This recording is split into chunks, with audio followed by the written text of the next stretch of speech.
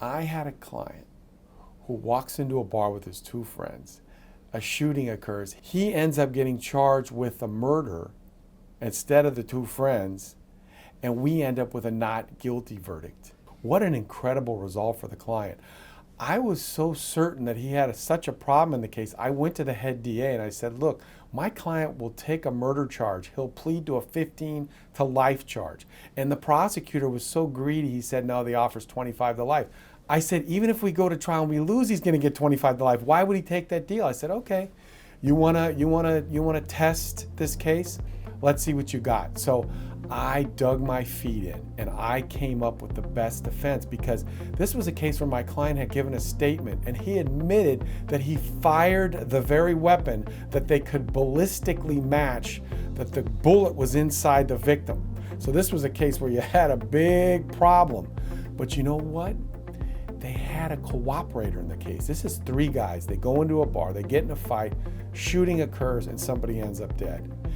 One of the defendants went to Patton State Hospital. He's not in the trial. The other defendant now is going to turn state's evidence and testify against my client. The problem was, I tried to tell the prosecutor, I tried to tell the judge, you know what?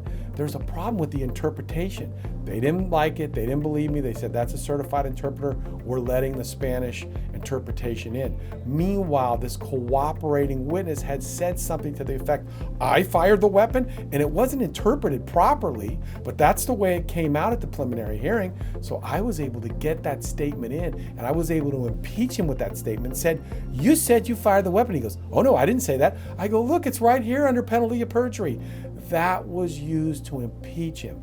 That, combined with the fact there was no GSR on my client's hand, and the fact that my client said that he had fired the gun down on the ground and there was a mark on the ground that looked like a bullet hole, that was enough to get the not guilty verdict. So the head prosecutor is in the courtroom to watch the verdict. He's now going to get my guy.